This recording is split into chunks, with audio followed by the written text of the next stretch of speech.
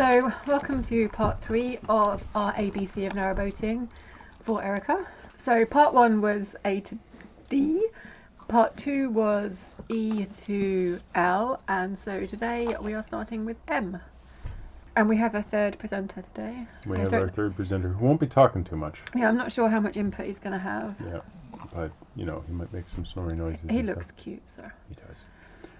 So M, I'm going to start with the exciting one, MC4.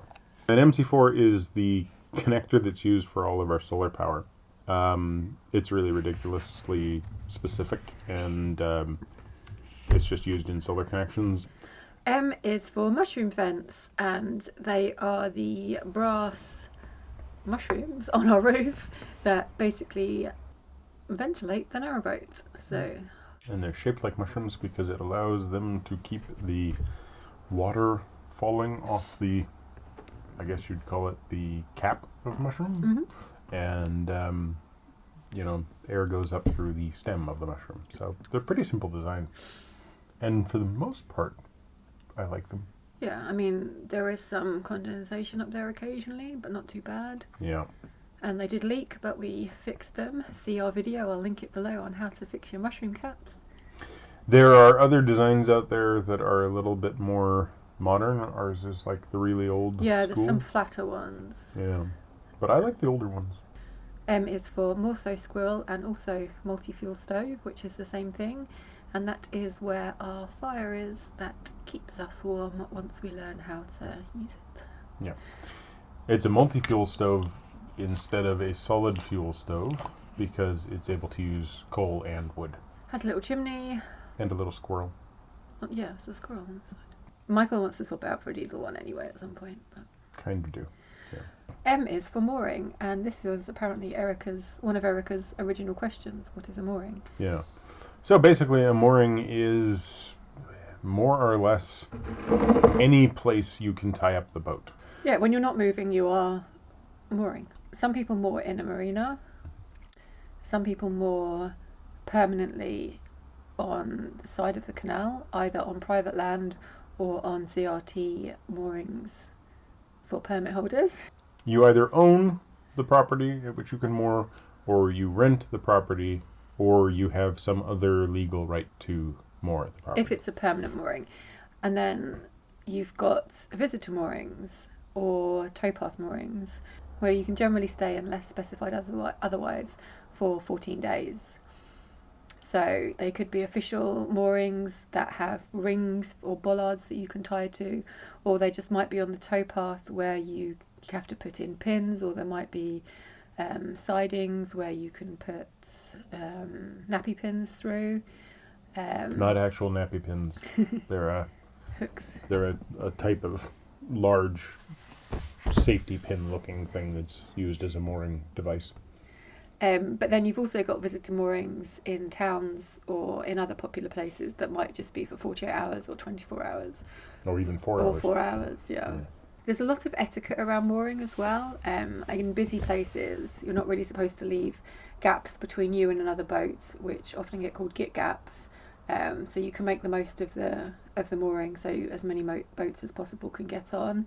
And then there's other people that, you know, if it's quiet, they don't want you mooring right next to them because there's loads of room, and you know they don't want a right neighbour beside them running your engine or anything. Yeah, and then in talking about running the engine, you're not really supposed to run the engine on a mooring before 8 a.m. or after 8 p.m. Yeah, so things like waiting to go into a lock and getting water, you're supposed to be there when you need to be there to set the lock or to fill up with water. It's not somewhere that you can stay for an extended period of time because other boats will be coming along that want to use that. Yeah, and you're not even supposed to stay there overnight or anything. No. If you know, it's like it's an area that's meant to be kept free for people who are navigating. And yeah, don't moor in a winding hole because, well, you wouldn't want to because boats turning around. Making a heck of a racket and a lot of water flying around. And also like under tunnels, too close to bridges, and anything where you would be in any way obstructing navigation. You're not supposed to moor there. Yeah, so where there's limited mooring, sometimes people double up. I think it happens a lot in London. Happened a little bit on the Kennet and Avon, so we're happening on the Thames. A lot of people have stickers in their boat that just, on their windows that say "Please moor up against me," which I think is really nice. Like we've had people moor against us, and it's fine. Then you basically end up just tying off to each other, and then one of the boats is tied off to the shore. So mooring, yeah. Yeah, that's mooring. Where you put your boat. N is for narrowboat. Which is a boat that is narrow, as opposed to a wide beam or wide boat.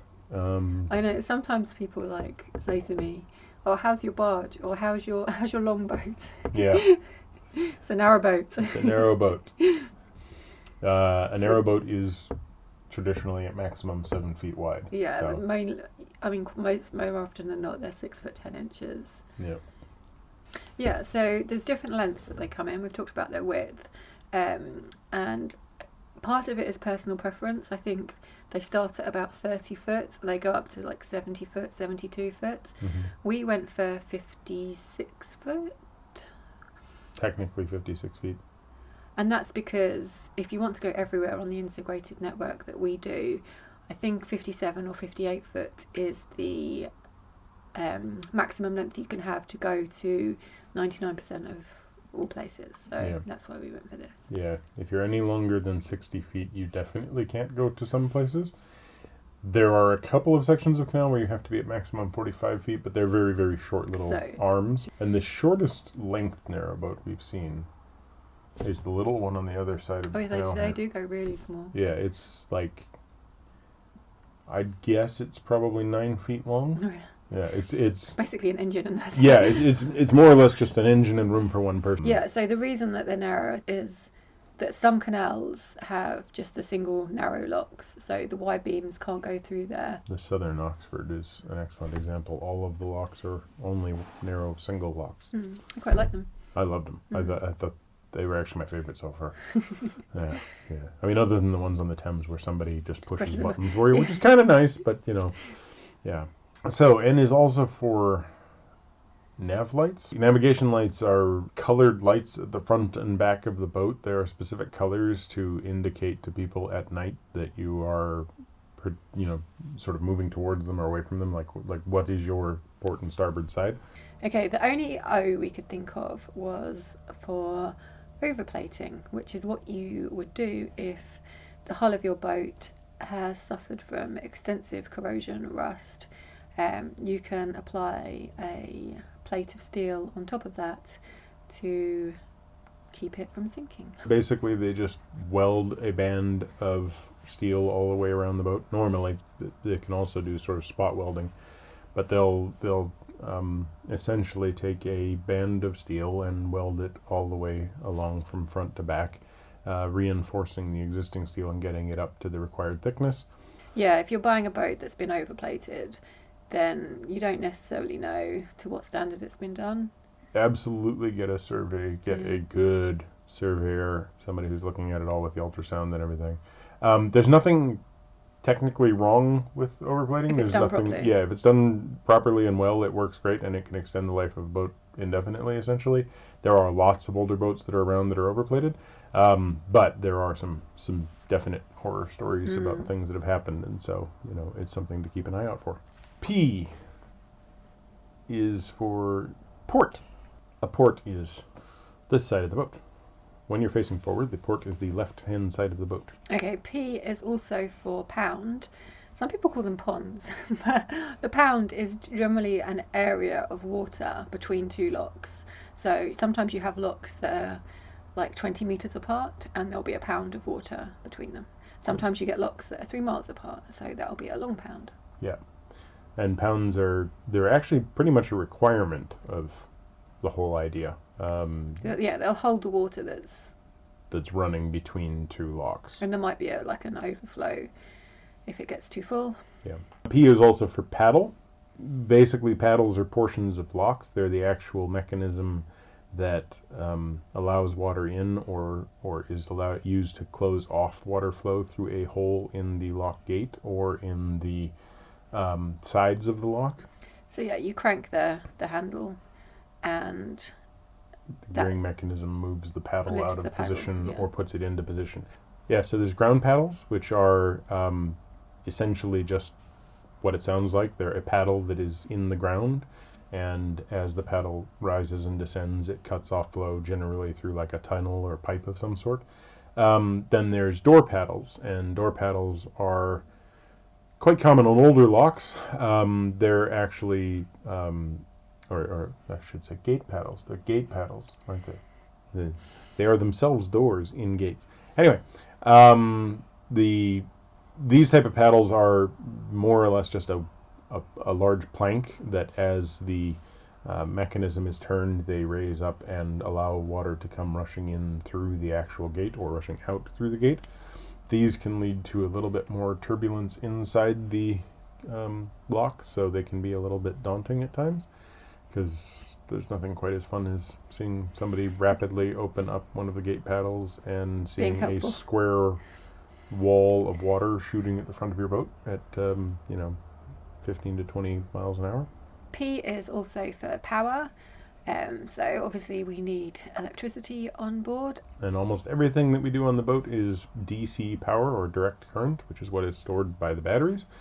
The alternators power the batteries, the solar charger powers the batteries, etc. All of them power it by plugging in DC, and then DC is what we draw off of for the majority of things, like our LED lights above us, and our gas cooker and refrigerator, in our case, runs off of 12-volt DC.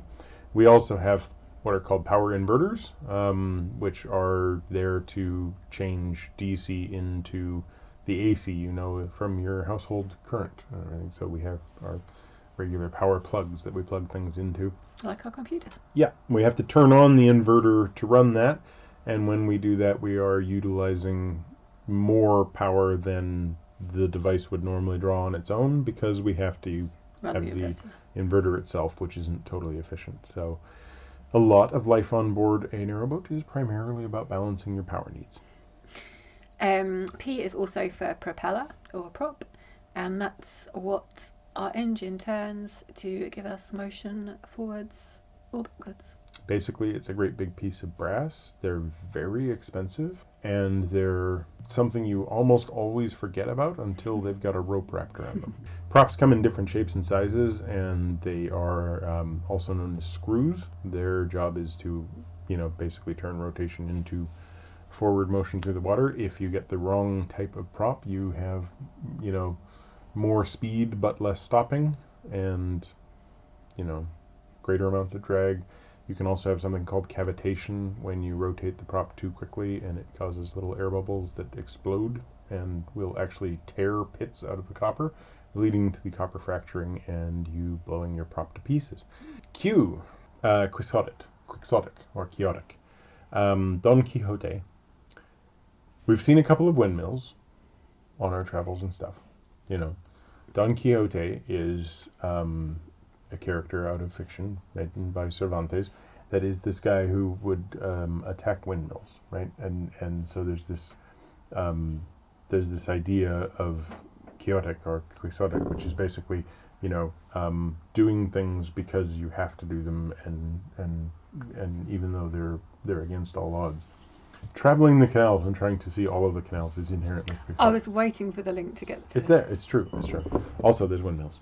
I couldn't think of anything else with Q's. Yeah, I don't know. So basically, it's doing something against the odds, and you think this life is against the odds. This is a Quixotic life, or a Quixotic life. Yeah, It's chaotic.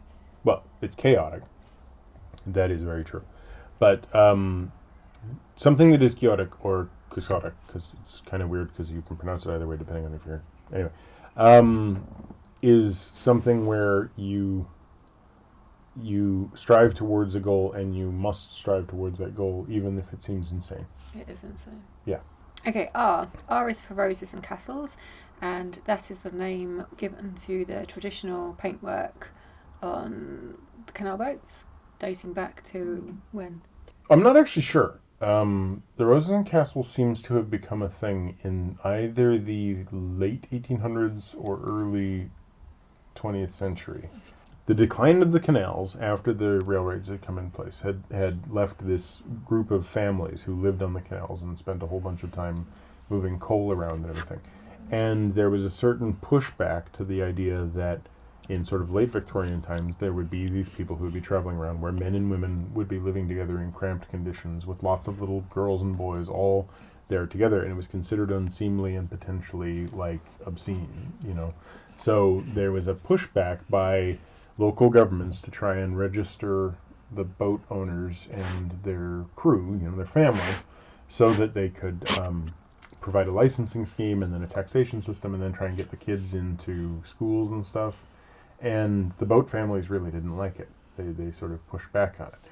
And the Roses and Castles was them essentially trying to respond to the idea that their way of life was, sort of ugly and unattractive, that these working boats were eyesores. And so instead they painted the boats up and they started to make them pretty and everything. And Roses and Castles just became like a traditional form of art that led to the boats being more considered to be, a beautiful craft tradition instead of like this horrible smelly thing that's just come into our town. Yeah. And then the other thing they have is scumbling, where they did wood effect. Yeah, really quite nice wood effects. And it's done well, Yeah. Just basically ways of decorating the boats and making them more attractive. R is for rust, so wherever you've got metal and water and the metal's not protected, you're going to get rust. So that's why the boats are painted, and they have blacking on them to try and prevent rust and corrosion and sinkage. R is also for rivers, so as part of the integrated network of waterways, sometimes we're travelling on canals and sometimes we're travelling on rivers, and sometimes we're travelling on rivers, always we're travelling on rivers that have been tamed. R is also for restoration. Under I, for Industrial Revolution, we talked about the boom in the canals and why they all opened up.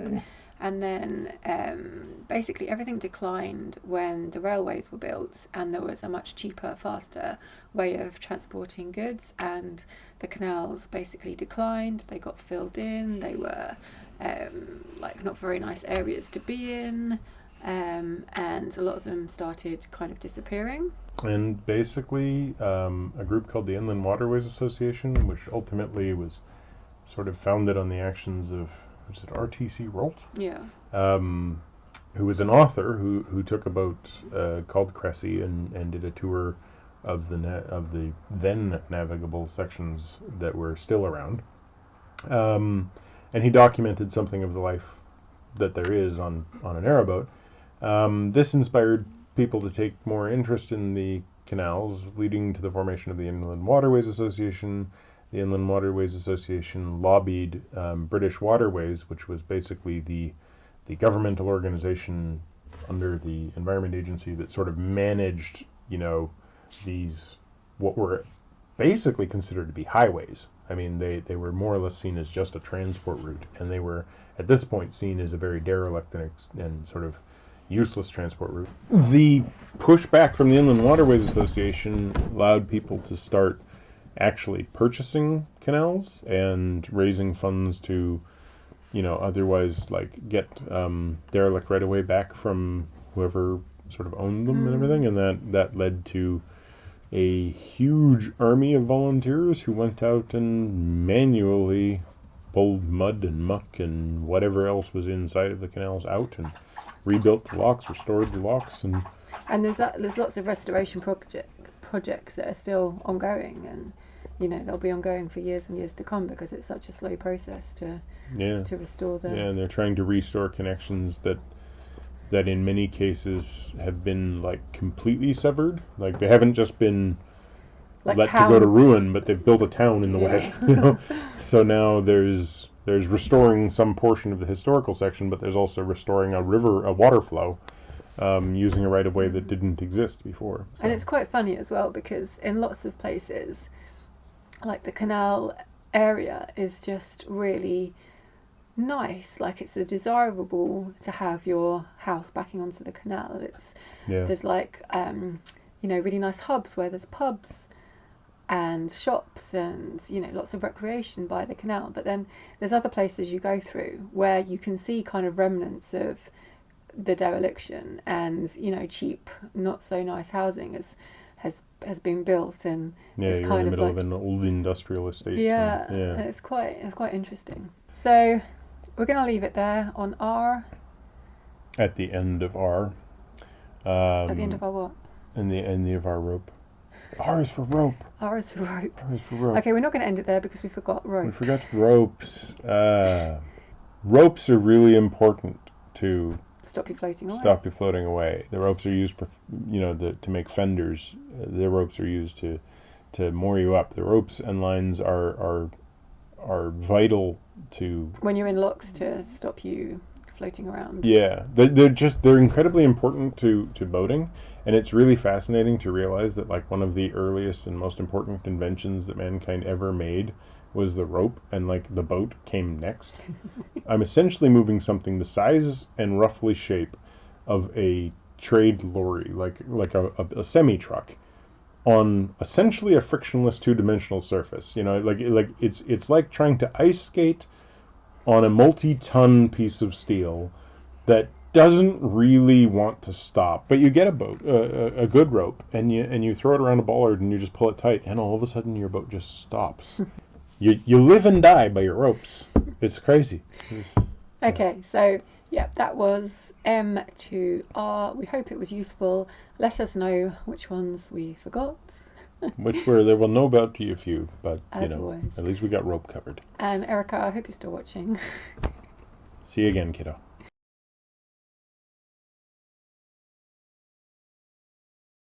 I'm going to start with the exciting one, MC4. No, people are going to switch off. I can do it really fast. Okay. Done. It's my computer, but he's got a secret administrator password, so I don't change anything. Yeah, P is for password. M is also for mooring. This is quite a long one.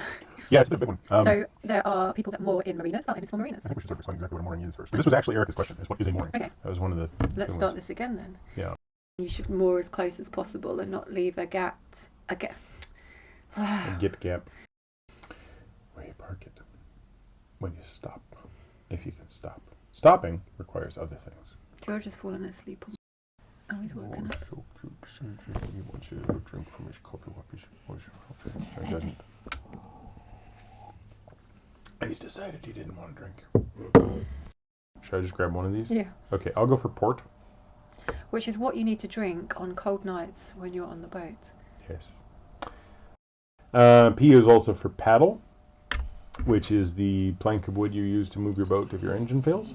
In reality, we don't paddle our boats. The kayakers do. The Q is for queen, just to acknowledge the fact that she's there. And S is for spider. Well. There. Smile.